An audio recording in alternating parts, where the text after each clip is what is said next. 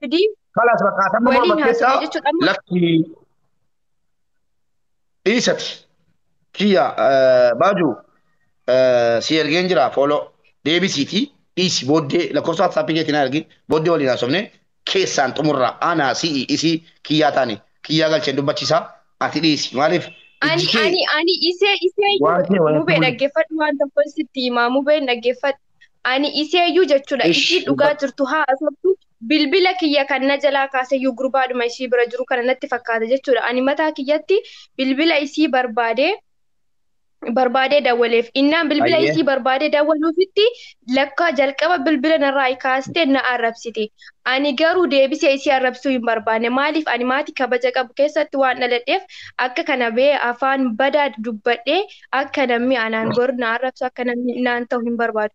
Innaan dawwalutti waan badaa jettee na arrabsi jalqabaan dawwalu ani isiittiyyuu asirra miti isiittiyyuu tokko tokkoon deemee as radda'uudhaaf innaan dawwalutti bilbila na jalaa kaastee ana baajuudha siin dubbachuun barbaada innaan jedhu lakki jettee bilbila irratti cuftee na arrabsite mee gurbaan kuniyyuu ragaadha تاتا isuma ولا natti بليس fakkaata kan bilbila na jalaa kaaseeyyuu إيه نانجاتشا راكون قبو إسا نانجاتشا غرو بقى مجاني تري غتيسي هاووداف تأي الله أعلم باجو amma فوتشوفني fakkeenyaaf روزا جاكوتي dhaggeeffadhu mubee بنا wanti siif جدتا galuu qabuu hin jiru amma ilmi سينا dhiiraa بنا tokko برا yoo سينا ofii سينا وري دبي جبتانو مي ilmi سينا dhiiraa tokko دبي وري جبتانو لكان بروني دبي كوتا سيناتي نغرغارا مي لكان بري دبي دنو جرا سينا نيا دبتانو كياس نانجالشا باجو أتي أسرتي yoo haasawuun sitti jabaates keessoodha waan jiru dubbannee sirreessina yoo mucaan ani kun wanti meeqaan si naaf gaafateeraati ta'u mirga isaati wanti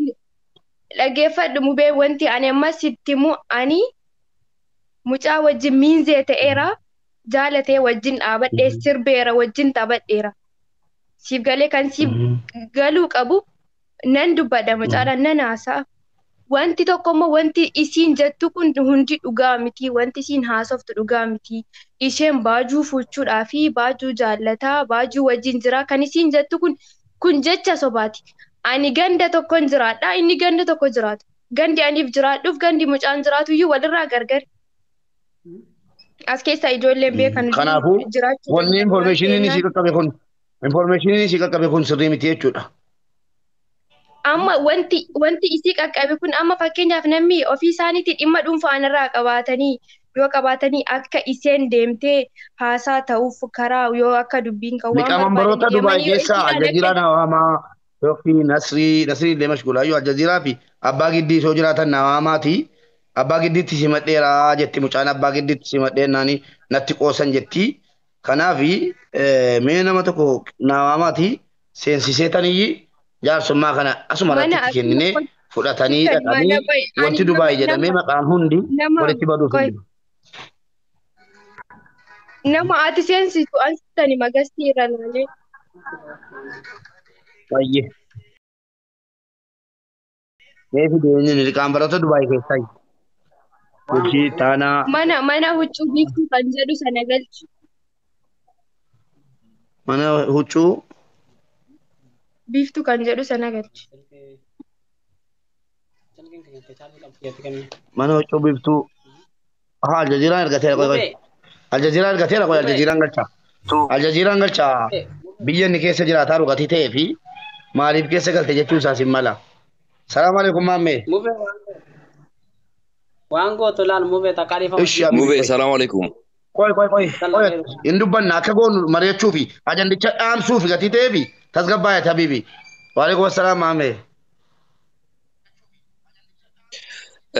Konnekshinii keeti moo kooti xiqqoo viidiyoon kee ciccitaa ture niwees amma noormaali natti fakkaata. Dhaga'ama miti amma seeraan. Sirriitti dhaga'ama sagaleen kee. Ayyee namoonni asirra jirtan viidiyoon akka adda hin cinnetti jechuudha. Taaptaap godhaa yeroo isiniin jedhu taaptaap godhaa niwees. Obboleettii keenya ishee dhimma abbaa dhimma akkuma sana baajuu hunda keessanii nagaa jedheen jira. Akkuma sana namootas jala jirtan hunda keessaniitu jechuudha. Mubaarik dhimmoonni akkanaa kun waan har'a eegale miti. Obboleewwan keenya biyyoota Arabaa keessa jiraatan qeerroo fi qarree jidduutti rakkooleen akkanaa bakka baay'eetti ni uumama. ni beektu waan akkanaatis namni keenyas oduu lubbuuf jaalataa beektee haati kee achitti duutee jirti mana taaziyaa dadhamoo bakka laayivii oduun jiru osoo jedhanii haati koo aduutu boodan itti deebi'a bakkuma laayivii oduun jiru naqa jedha namni keenya beektee addunyaa rakkisaa keessa jirraa sii galee. Rakkoon jiru ilmi namaa bakka kamittuu rakkoon uumamuu danda'a yeroo rakkoon uumamu immoo rakkoodhaan hin furanu falaan furu rakkoo namni suuta jedhee bakka himataan jirutti himatamaan jiraachuun dirqama seera addunyaa kamuu keessatti jaarsis bakka jirutti jalqaba irratti muciyoon kun rakkoo si yeroo dhuftee sitti matu si duratti laayivii irratti guyyaa kaleessaa dubbattee kiyyaa fi ishee dura namni dhimma kana beeku tokko iyyuu hin jiru jechuudha abbaan dhimmaa lamman taa'ee seeraan namni jidduu taa'ee investigeet godhu yookaan yaada kan adda baafatu jiraachuun murteessaadha. Kiyyaan erga silaatii ergatee gastii irra jira waan ta'eedhaaf kiyyaa galchitee innis dhaggeeffataa uummata dhaggeeffachuufis mijatuufitti jechuudha. Ayyee akkas godhamee jechuudha ilaali. Eshi qoy maammee deeminati maammee baaju dhiifamaa wajjin turiiti kan kee ilaala salphaadha si deebifna akkuma inni jedhe kiyyaa galchee kee si deebisaati wucuu siin haasaa itteen ishii sin deebisa. Hayyee. Silaa maammee wanni kun bakkee iyyuu hin bahu ture beektaa keessaan gadi qabu barbaannee ture yoo akkam gadi qabde gadi ba'uun isaan oolu silaa jalqabame adhumfanii kiyyaa erga dhume.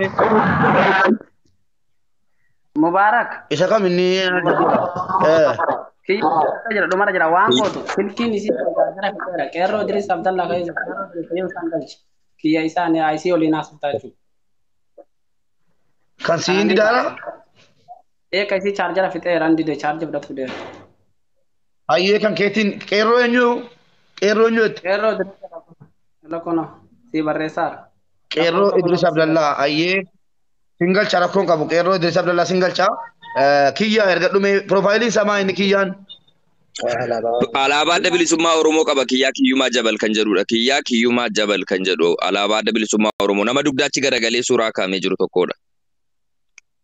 Ayyee kuno nan galcha ergatee lamiti meelaa libaam nama danate kiyyaa kiyyumaa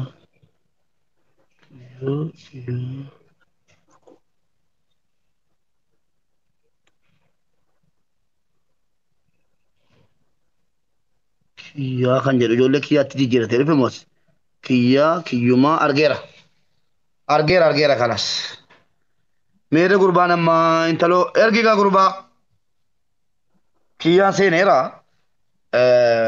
dubbadhu bakka maammee kun. Kanaaf jechuudha Mubaarik kanaaf jechuudha wanti tokko namni keenya wanti hubachuu qabu jechuudha. Namni tokko yeroo dhimma isaa rakkoo isaa himatee jedhu himachuu waan tokko rakkoo hin qabu. Yeroo kamiyyuu biyya kamittuu addunyaa kamittuu rakkoon jiraachuu danda'a. Rakkoo dhalate tokko ammoo erga waan sana furmaatatti deemuuf ta'e mucaan kun kan himachaa jirtu fala wayii argachuudhaaf miti.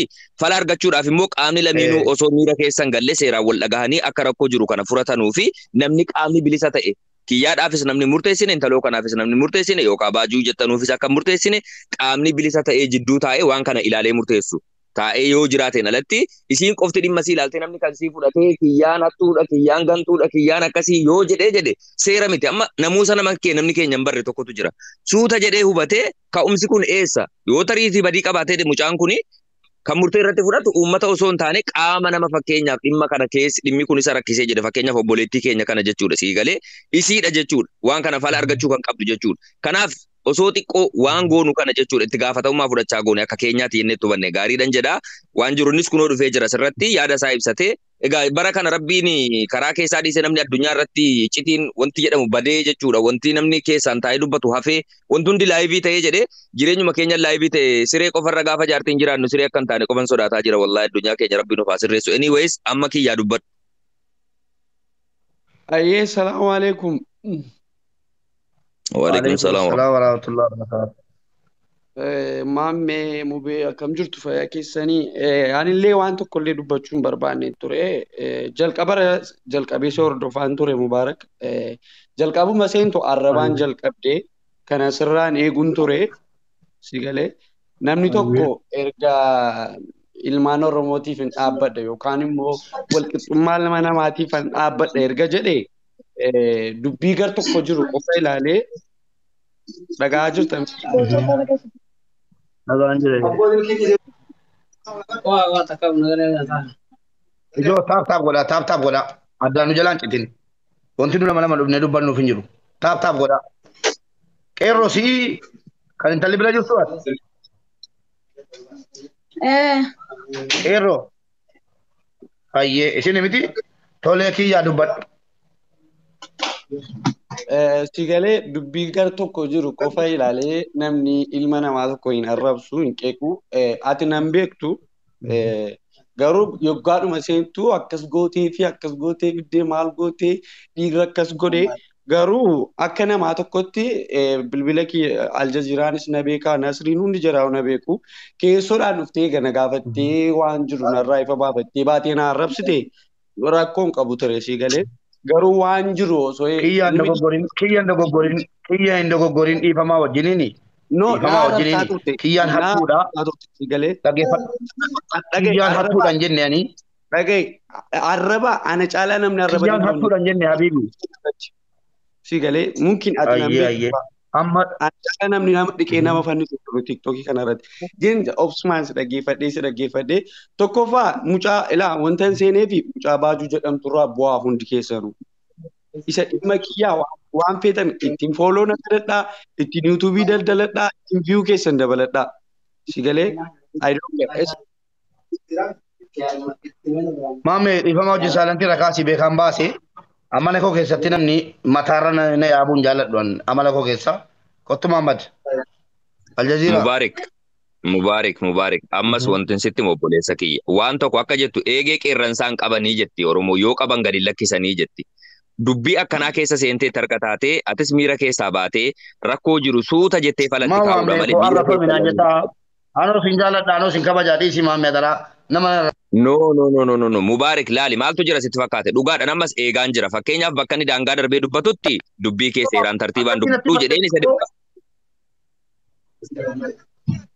Dubbadhu si jedhee maal dubbachuun barbaane dubbichumayyuu. Ilaali Mubaarik. Ilaali kiyyaa kiyyumaa deebisiin amma kiyyaa kiyyumaa obboleessa kiyya dhugaadha wanta amma tarii happen ta'ee jedhe kun sirifachiisuu miira keessa si galchuu danda'a. Asirratti nama tokko lamaa miti yoo xiqqaate nama gara 5,000 dhiyaatutu dhaggeeffachaa jira.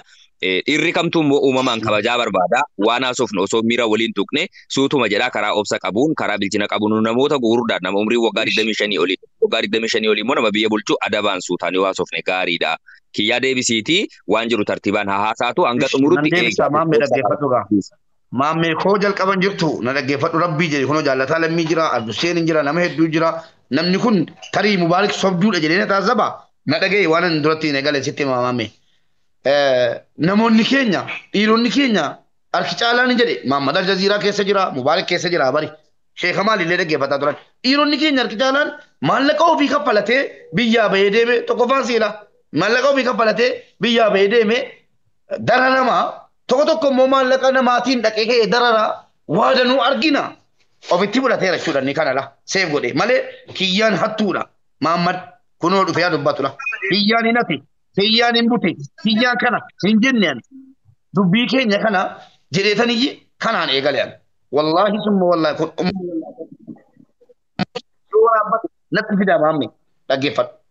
Yeroo inni immoo na arrabsaa seente ittiinis yuutuubii guddifadhu ittiinis maal guddifadhu yoo inni jedhe immoo tarii waa biraatti deema mataa an namoota isin kabaju jedheen tiktookii dhiisaa laalama suma dhuguma namoota isin kabaju dhabuurra tiktookii dhabuu naa wayya maamme dhugaa tokkoffaa daayireektirii si dhabuurra tiktookii dhiisee gara yuutuubii feesbuukii kootii dhaqee abbaan barbaade akka barbaade itti dubbachuu nan danda'a si galee kunoo ijoollee koomeentii ijoollee dubbisi wallaahi kiyyaa jedhee na barsiisan.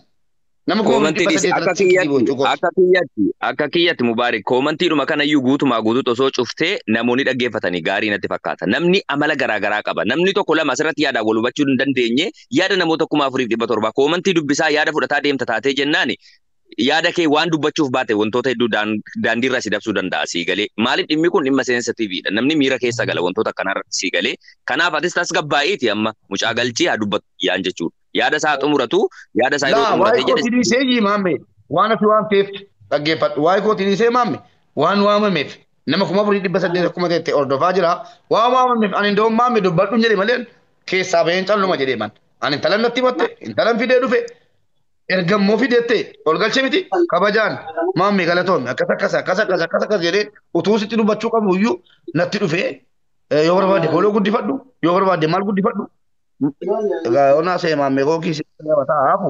Ayyeen gaariidha. Mubaarik amma maaltu jira sitti fakkaate erga akka jettu Oromoon dubbiin bakka qaanyii nama qabatte qaanyii fidhatte jetti beektee wanti kun silaa wanta keessaan dubbatanii xumurachuu qabanudha. Erga paablikii bahee already waan jiru innis dhufee haa dubbatatu qaama tokko qofatu himatee hafe akka hin jenne inni isaa himatu sana booda karaa keessaatiin immoo namoonni nurra jiranu jechuudha. Ana sirras namoonni beekumsa qaban namoonni waan kana dhimma kana furuu danda'an karaa keessaatiin akka aadaa Oromootti ta'anii rakkoo kana furanii miidiyaatti boodarra dhufee haa ibsamu. Asirratti laayivii irratti hunda gaggeessuurra jechuudha siigalee kiyyaan isaa ibsatu yaada isaa san booda immoo furmaataaf jechuudha namoonni karaa keessaa dhaqanii marii gaggeessanii wanti kun akkanatti bakki kun akkasitti bade jedhanii waan jiru obboleewwan keenya kana jidduutti nagaa buusanii akka nuuf xumuranuuf jechuudha kiyyaa seensisi rakkoo isaa haa himatu san booda erga goola bameen booda karaa keessaatiin deemaa dubbadhaa please. Mama men dubbadhu jedhee ba'e kun ammas hin arganne hin dubbadhu waa'ee kootii dubbachuu barbaadu ittiin fooloo guddifadhaa.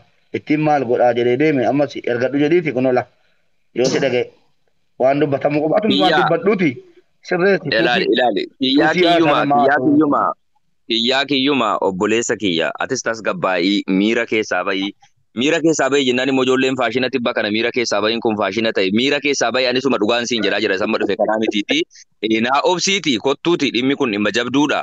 Waan jirtu suutuma jennee dubbannee karaa keessaatiin akka xumuramuu fi anas namoota kaanis itti dabalannee namoonni biyya kana keessa jiru obboleettii keenya Roozaadha miti maqaan kee obboleettii keenya. Roozaa keenya waan jiru suuta jennee karaa keessaatiin namoonni jechuudha rakkoo kan keessa kan isaas nuuf isin lameenuu wal qixa. Arra dhiifamaa waliin ji'a shanidhaan kanan himachuu iyyachuu jammare Nasreetti dawwalee abbaa giddiitti dawwalee naannatti qoosanii hundi namaallee hin beeka an ji'a shan fayyaa dhukkubsadheen wala sagalee haadha kooti dhaggeeffadheen beeku uffata hin qabu waan takka illee hin qabu akkamittiin hin iyyine meeme karaa keessootiin namni dhufee na dubbisu yaa abbaa kana naan jechuu dide. Namni nama beekamti akka gootu kan jedhamu malee isi akka gooti kana namni haasaan chi dhugaadha jedhu hin jiru. Inni kan saafatu jedha namni kan dhugaadha jedhu. Roozaa koo ilaali Roozaa obboleettii kiyya naaf obsi amma akka gootu mana huccuu. Ta'anii warri obboleettii addunyaa ta'anii anaaf inni gaafa agabu bullu gaafa hin doomiidhaan ramadaana faxarru namni garagalee nu laalee hin jiru. Arra garuu kun addunyaa kooti kun fira kooti kun mucaa biyya kooti kun mucaa safara kooti jirtu yeroo nuti agabu bulaa turre baajuun biyya kana keessa hin jirtu yeroo nuti waan nyaannu dhabnee kufaa turre. No isa amma wantoota akkasii dubbachuun hin barbaachisu obboleettii kiyya halloo qeerroo Idris please bira jirta miti. Mucaa safara kiyyaati maa jetti mucaa safara kiyyaati inni isheen jettu inni edda dhufe ji'a shanii edda dhufe ekkoo waggaa tokko waggaa kara waggaa lama guutaadha. Waggaa tokkoof ji'a ja'aadha kiyyaan edda dhufe. Dhaggeeffadhu meeme waan maammee siin jedhu dhaggeeffadhuuti waan badaa waliin jedhaa jiru. Obboleettii kiyya ilaali Mubaarik obboleettii kiyya atillee wantoota beektee iccitii xixiqqoo ilmi namaa kamuu rakkachuu danda'a siigalee jiruuf jireenya keessatti sooressoonni addunyaa kamiyyuu rakkina garaagaraa keessa dabarsuu danda'u suni waan rakkoo qabu miti wantoota akkasiillee baasanii miti. Ala obsiiti amma mana huccuu aadaa biiftuu faashin kan jedhu galchi mube isheen iccitii kana waan jiru diippilii beetti waan ta'eedhaaf asirratti dhuftee isinis yaada isaa ibsatu kiyyaa yoo seenu. Isheen waan tokko hin beektu Mubaarik isheen anaaf kiyyaa gidduu kan galee hojiin si gasha kan hojii hojjedhaa kottaa jettee aleen irraa kan nu fiddeeyyuu isheedha. Ani isheedhaa hojiin haasaa tokko hin barbaadu. Isheen isaaf qoramti isheen isaafidha kan isheen dubbattu. Isheen isaaf dubbatti waan ta'eef. Aljazeera akkasumatti dhiibne deemne moo isiin qabaluun barbaadutti kaan akkana barbaadu akkana malee jedha yoo akkasitti calluma jennee laalle isiin kun laayivii seenti nama keenya maamme nama 400 dhufee lallaala amma haasaa taanaan namni kun shan itti madhee jira dhiisi kanaan jedhu dhiisi kamaan ati angafa isaati miira keessaaf ilaala obboleettii koo haqqii kee gataan jiru ani naa dubbadhaa ani immoo maammeen adda balate. Ilaali obboleettii kiyya nama wal ajjeese iyyuu yoo ta'e jedhe jechuudha abaluun dhufee jaarsummaa keenya taa'uu hin qabu jechuu hin dandeessu jaarsatu waan kana adda baasa biiftuun eenyuun akka dubbattu eenyuuf akka waan tokko gootu hidhannoo kee miti dubbiin jiru. Qeerroo Idris ayyee. Obboleewwan keenya wala kabajnu obboleesso qeerroo. Dhiifamaa wajjin namni wal caala sii galee namni wal caalla hundi keenya yoo wal caalla wal qixxeen jiru akka quba harkaati. Obboleettii keenya Roozaa yoo dhuguma obboleettummaa koo barbaadda ta'e obsi Muhammad Aljaziiraa haa mormu haa maala jedhu haa taata dhaggeeffatu ilma namaati. Ishii miidhama keetiif dhumne ishii miidhama keetiif dhumne miidhama keetiif dhumne obboleettii namisitti duulaa. Qoy mee fixachiisi mee Muhammadin suuta jedhi obboleettii koo miidhama keetii sii dhaabachuu dhumne sila soo paabliikii ta'e wantum maamme dubbadhati habibi ati si ilaalini. Anaaraan jiru Mubaarik. Rooza mee sagalee kee miyuutii godhi isheen achitti haa dubbattuuti qeerroo Idris please. Isheen miira keessa galtee jirti. In aarini tuuta jedhiiti. Ilaala asirratti inni jiru kun tapha taphachaa hin jiru. Sa'aatii keenyas walitti hin gubnu. Obsiitii namuutaan himachaa jirtu namuusaan dubbadhu. Mahammad ijoollee wayii dhuftee jirti. Ijoollee wayii jechuudha. Kanaafuu Mahammad waliin haasa'i. Mahammad dhuftee jira. Mahammadan obsi. Yoo yaa salaamu alaikum warahmatullahi wabarakatuh. Waalaikum salaam warahmatullah. Akkam jirtan nagaa fayyaa keessan? Nagaa wallahi alhamdulillah. Jirtu? Jirra. Baga nagaa taatan. Ni mul'annaa minuu beeytanii? Viidiyoo banaaka. Hin mul'atanu sagalee keessan qofa dhaga'ama malee. Silaa dulloomtanii. Viidiyoo banaaka. Oi garagalchinash. Jaarsi viidiyoo kanan beekullee.